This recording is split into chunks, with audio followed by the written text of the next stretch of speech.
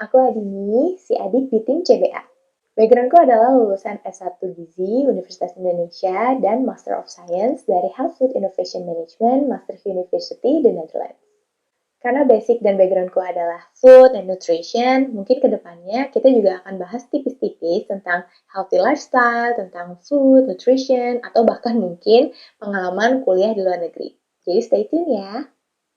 Pas mulai nge-YouTube, banyak banget yang request buat minta tolong jelasin, Kak, gimana sih waktu itu saat proses mencari beasiswa, mencari kampus, terus mulai cari negaranya, sama cerita-cerita saat kuliah di sana. Nah, makanya video ini didedikasikan untuk kamu-kamu, untuk teman-teman yang pengen tahu gimana sih persiapan kemarin aku menuju S2. Nah, jadi sebenarnya untuk S2 pun, aku tuh gak ada keinginan awalnya. Dari pas lagi S1, disuruh mama sebenarnya kayak, Dek lanjut dong S2 gitu, biar kayak mama gitu. Maklum ya, mamaku tuh lulusan S3. Terus ada keinginan anaknya untuk bisa melanjutkan, prestasinya gitu ya, untuk bisa kuliah lebih tinggi. Saat itu mah aku gak mikir, enggak lah, gak mau gitu. Sampai sering juga berantem karena mama tuh kok maksa banget sih Tapi semua berubah saat aku waktu itu pengen apply kerja. Enggak deh, jadi waktu itu aku kerja dulu, terus ngerasa kayaknya ilmunya ada yang kurang nih kalau lagi pengen ngebahas manajerial, bisnis. Dan waktu itu pas lagi kerja aku tentang bagaimana memanage suatu cabang supaya lebih meningkat lagi salesnya, meningkat lagi performance-nya. Nah, waktu itu juga sempat aku pengen pindah kerja, dan salah satu proses seleksinya itu adalah focus group discussion. Dikasihlah kami sebuah topik, di situ kami harus cari solusi, harus berargumen, harus memberikan input, insight. Nah, di situ aku merasa kicep, merasa minder sama orang-orang yang kok jago banget sih lo gitu ngomongnya kayak cus karena in English, dan juga mereka punya aja gitu loh ide baru. Nah, aku merasa kayak, wah gila nih, gue nggak tahu nih ilmu yang mereka share itu. Nah, setelah FGD tadi, aku tuh kepo, orang-orang itu tuh siapa sih yang aktif-aktif tadi ngomong. Ternyata mereka itu adalah lulusan luar negeri yang ambil business management atau business administration.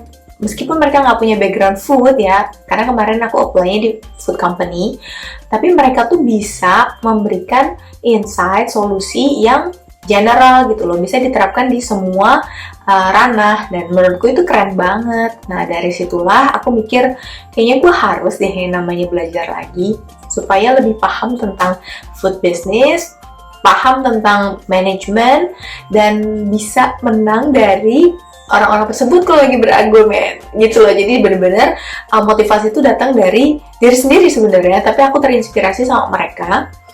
Gue harus bisa nih lebih jago dari mereka, atau atau sama gitu. Oke, akhirnya aku memutuskan untuk melanjutkan studiku ke S2. Nah, di 2015 itu aku udah mulai tuh kepo-kepo tentang university, tentang kampus yang prospektif yang bisa aku masukin sesuai dengan passion dan sesuai dengan keinginan. Nah, saat itu aku pengen banget masuk ke salah satu university di Korea. Biasa, bucin. Jadi memang kepengen masuk situ ya sih sebenarnya awalnya karena suka Korea ya. Di saat orang-orang belum terlalu booming ya tentang BTS, Blackpink, dan teman-temannya, aku sudah suka Korea dan udah bisa berbahasanya sebenarnya, cuma basic, dan pengen banget memberanikan diri untuk kuliah di sana. Tapi salah satu syarat untuk bisa kuliah di sana adalah harus bisa berbahasa Korea. Nah, itu sangatlah berat, dimana jadi belajarnya 2 kali gitu loh teman-teman. Jadi aku harus belajar tentang ilmunya, aku juga tetap harus mempelajari bahasanya, dan menurutku itu kayak kerja 2 kali. Terus juga pas lagi kepo-kepo tentang persyaratan dokumentasinya, mereka tuh mewajibkan aku untuk mengirim semua berkasnya padahal masih dalam tahap seleksi. Aku agak sayang gitu kalau sertifikat yang aku punya nih dikirim semua, mana kan mahal kan kalau IELTS gitu. Jadi oke lah, mungkin kita hold dulu deh nih Koreanya. Jadi aku kepo-kepo dulu ke universitas yang lain.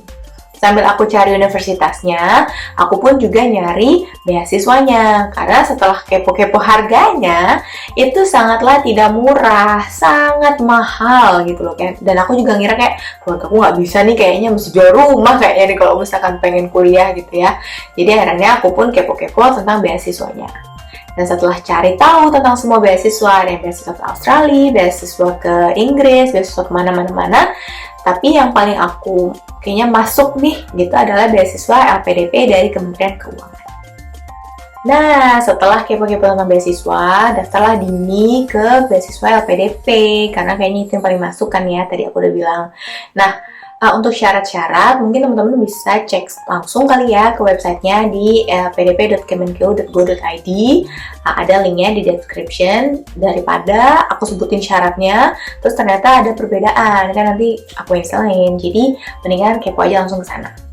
Nah, setelah masukin berkas, submit, alhamdulillah lolos seleksi administrasi. Yang berikutnya diundang untuk seleksi substantif yang terdiri dari wawancara, leaderless group discussion, juga essay writing. Nanti aku jelasin ya. Nah, tibalah hari H untuk seleksi substantif. Jadi, pas datang, aku registrasi dulu, terus wawancara. Jadi, pas wawancara itu ada 3 yang wawancarain. Pertama orang dari LPDP, kedua dari pakar di bidang kesehatan, ketiga adalah psikolog ya? Iya, psikolog ya. Jadi ketiganya nanya-nanya, santai banget sebenarnya. Jadi alhamdulillah dapetnya masih pagi, orang-orangnya tuh masih fresh, akunya pun masih fresh.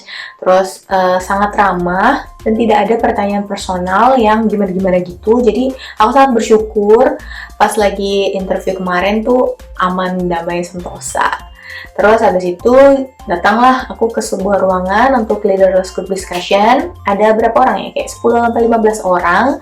Kami dikasih kayak isu, dimana kita harus harus bahas dulu tuh isunya gimana, terus kasih argumen, terus kasih solusi supaya isu itu bisa terpecahkan.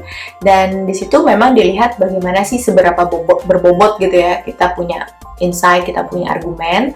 Dan karena ini leaderless, jadi nggak ada leader, sehingga kita bagaimana sih bisa jalan discussion-nya tanpa seorang yang nuntun gitu. Nah, setelah LGD, kami lanjut ke sebuah ruangan lagi untuk ngerjain essay writing. Di situ kita dikasih masalah atau topik lupa. Pokoknya di situ kita harus nulis banyak banget, lebih dari 500 kata, dan di waktu tertentu. Sorry banget ya, aku nggak bisa segitunya ngasih tahu karena lupa. Jadi bener-bener ini proses udah 6 tahun yang lalu kan ya? Iya, 6 tahun yang lalu, dan bener-bener kayak kalau harus dikulik lagi tuh lupa banget. Tapi ya itulah proses kurang lebih yang aku jalanin. Habis itu ya udah aku balik ke kehidupan bekerja biasa, terus cari-cari university lagi, cari-cari waktu itu buat IELTS, latihan IELTS supaya makin pintar ngomong bahasa Inggrisnya secara akademik gitu ya. Dan akhirnya tepat di tanggal 10 Desember 2015, email yang ditunggu-tunggu datang. Sebenarnya nggak ngoyo sih, kayak harus banget dapat gitu ya, tapi ada sih pengharapan gitu ya, karena aku takut banget kalau terlalu berharap terus nggak dapet, aku akan sedih seperti aku waktu itu ditolak UGM. Jadi tanggal 10 Desember 2015 ada email yang menyatakan, isinya panjang, tapi intinya adalah kami menyatakan lulus seleksi substantif. Nah, artinya itu sebenarnya udah kayak 80%, 90% udah lolos gitu loh. Tinggal memenuhi 10% dari persiapan keberangkatan gitu. Abis itu aku langsung ngibrit ke musola, sujud syukur, langsung nelfon mama kalau nggak salah itu, atau screenshot ya, dulu lupa banget kan. Aku screenshot, kirim ke grup di grup rumah. Alhamdulillah lolos gitu. Terus dikasih tahu, dan yang paling happy adalah mamaku tentunya. Tahapan apa sih setelah seleksi substantif gitu ya? Jadi tahapan terakhir adalah persiapan keberangkatan. Jadi di situ tuh kayak kami dikasih tugas yang banyak tenan. Ya intinya sebenarnya buat kebaikan kami juga sih tugas-tugas itu, buat tambah informasi, tambah ilmu. Juga ada program pengabdian masyarakat yang harus kami kerjakan. Jadi karena tugasnya banyak, terus program pengabdian masyarakat ini takes time, takes energy gitu ya, aku memutuskan untuk resign dari kantorku saat itu. Resign for resign. Jadi di titik aku resign adalah kayak persiapan titik bener-bener official aku menjadi seorang awardee LPDP. Nah, setelah itu kan aku pengumuman 10 Desember ya, 10 Desember 2015. Nah, dari awal Januari sampai April itu adalah kayak waktu ngebut aku untuk belajar IELTS dan juga waktu ngebut aku untuk kepo tentang university, karena universitas saat apply LPDP berbeda dengan yang kayaknya akan aku pilih, jadinya aku harus ngurus lebih banyak lagi kayak perpindahan universitas, terus juga ngurus ke kampus yang tujuannya kan. Nah, itu belum nemu tuh sebenarnya, tapi pas lagi udah di April, akhirnya aku memutuskan untuk kemana? Ke Belanda. Sekarang aku pengen sharing universitas apa yang aku kepoin untuk di Belanda itu. Ada 2. Jadi pertama adalah Wageningen University tentang food technology-nya. Yang kedua adalah Maastricht University Health Food Innovation Management. Dua-duanya aku apply, dua-duanya aku jalani prosesnya, dan unfortunately aku decline, di reject submission-nya atau pendaftarannya di Wageningen University. Terus katanya adalah background dan pengetahuanku tentang food technology masih kurang. Jadi takutnya kalau aku apply di sana, aku nggak bisa keep up gitu loh. Dan sebenarnya bener juga sih, kayak karena di UI kemarin nggak segitunya belajar tentang gimana ngutak-ngatik sebuah makanan atau teknologinya atau formula-formula untuk membuat sebuah rasa itu nggak dipelajari. Nah, untungnya untuk pas lagi apply di Health Food Innovation Management di approve, diterima untuk seleksi administrasinya. Nah, habis itu lanjut di wawancara sama 2 dosennya, yang satu orang Belanda, yang satu orang Meksiko kalau nggak salah, Alvaro tuh ya. Di pokoknya negara-negara Latin. Kalau Dini cepet banget lupa, maklum pernah COVID. Alasan. Jadi 2 dosen itu nanya banyak hal personal tentu, terus apa yang dipelajari selama S1, terus ternyata mereka juga nanya tentang knowledge. Ditanya tuh patofisiologi bagaimana sih terjadinya jantung koroner. Nah lo, seorang anak gizi yang udah lama nggak kuliah ditanya kayak gitu, ya aku ceritain aja apa yang aku tahu. Terus dia bilang, sebenarnya kamu potensial sih, cuman masih banyak PR yang harus dikerjain gitu dia bilang. Terus Skype-nya off dulu, mereka mungkin ngomongin gue di belakang. Tapi habis itu diundang lagi di Skype berikutnya untuk di-announce hasilnya bagaimana. Dan alhamdulillah mereka menerimaku dengan catatan harus belajar lagi lebih banyak. Ya, nggak mungkin gitu loh orang S2 yang sebelumnya abis S1 kerja dulu, terus mau S2 pasti akan ada yang dipelajari lagi, ingat-ingat lagi.